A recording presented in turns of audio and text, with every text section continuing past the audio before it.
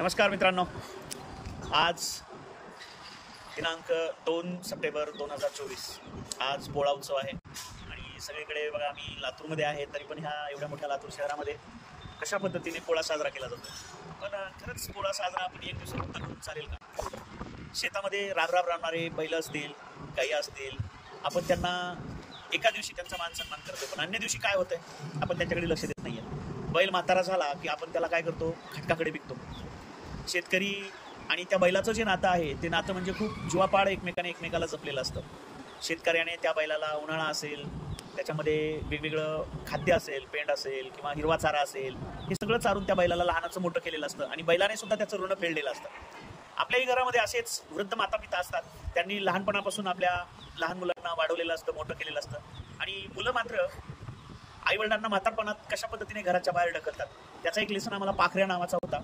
पण या पोळ्याच्या निमित्तानं पोळ्यावर लिहिली म्हणजे बैलावर लिहिलेली एक श्रीदी इनामदार यांची एक कविता आहे, खूप सुंदर कविता आहे आणि त्या कवितेचं नाव आहे ऋण. आपण कुणाच्याही ऋणात राहू नये हे प्राण्यांकडून शिकायला पाहिजे, खास करून बैलाकडून, कुत्र्याकडून. आणि ते बैलाकडून शिकायचं ऋण कसं शिकायचं ते श्रीदी इनामदार यांनी आपल्या कवितेतून मांडलेलं आहे. ती कविता कशी आहे, खूप सुंदर लिहिलेली कविता आहे. ती कविता मी इकडे तुम्हाला ऐकवतो. तुझ्या शेतात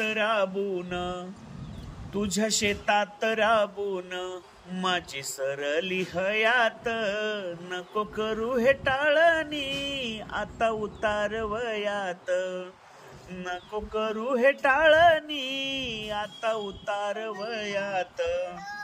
नाही राजा ओढावत 4 पाऊले नांगर, नाही राजा ओढावत 4 पाऊले नांगर, नको बोलूस वंगाळ, नको म्हणूस डंगर.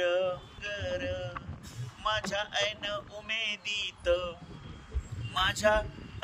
उमेदीत माझी गायली सोवी, नको चाब कसार की आता फटकारू शिवी, नको चाब कसार की आता फटकारू.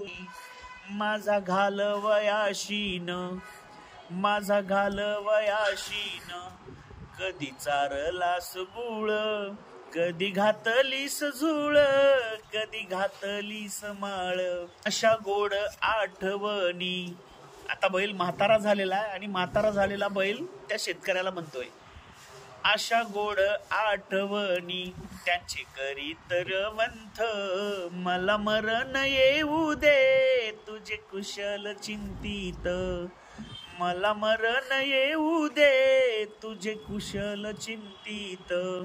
बैल म्हणत आहे की मला मरण येऊ दे आणि तेही तुझे कुशल म्हणजे तुझ्याविषयी शुभ, म्हणजे माझ्या मनामध्ये भावना तुझ्याविषयी असू दे आणि तुझं हित हो, अशीच माझी ईश्वराकडे प्रार्थना आहे. म्हणून बैल म्हणतोय, मला मरण येऊ दे तुझे कुशल चिंतित. शेवटचं कडवं खूप छान आहे. बैल जन्माला आला त्याच्या लहानपणापासून ते शेवटपर्यंत बैलाने त्या शेतकऱ्याची साथ दिलेली आहे आणि मेल्यावर सुद्धा मी तुझ्याकडे कसा राहील, मेल्यावर सुद्धा मी तुझे उपकार विसरणार नाही, असं बैल त्या कवितेतून म्हणत आहे. शेवटचं कडवं असं आहे, मेल्यावर तुझे ठाई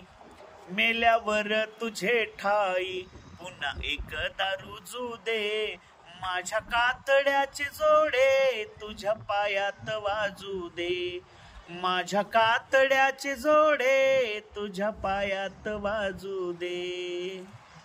अशा पद्धतीने बैलाने शेतकऱ्याकडे मागणं केलेलं आहे, मला खाटकाला वगैरे देऊ नको, मी तुझ्या दावणीला पडून राहील आणि असल ते खाईल आणि मेल्यावर सुद्धा मी तुझ्या कामाला येईल.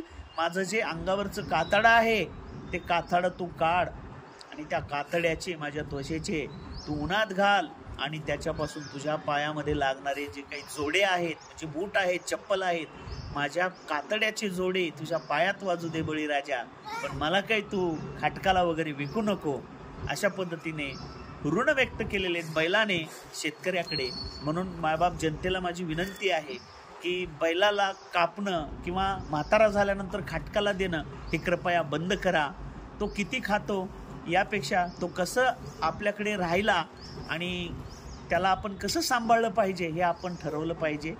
तेच सेम गत आज प्राण्यात आणि मायबापात सुद्धा झालेली आहे. मायबाप म्हातारे झाले की आपण घराच्या बाहेर काढतोय आणि त्यांची सेवा करायची सोडून आपण त्यांचा हेवा करतोय आणि त्यांना आपण साथ देण्याच्या ऐवजी त्यांच्यावर आपण हुकूमत गाजवत आहोत. तर हे बंद झालं पाहिजे. प्राणी असो की माणूस, त्यांना दोघांनाही उतार वयामध्ये प्रेमाची अपेक्षा असते आणि आपण त्यांचे ऋण फेडू शकत नाही. आपण त्यांच्या ऋणामध्ये राहायला पाहिजे. हे श्रीदी इनामदार यांनी या कवितेतून आपल्याला खूप छान पद्धतीने सांगितलं आहे.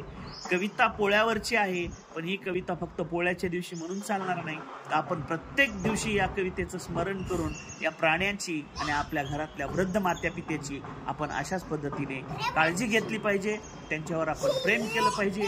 एवढंच मी या ठिकाणी तुम्हाला सांगतो आणि या ठिकाणी थांबतो. धन्यवाद.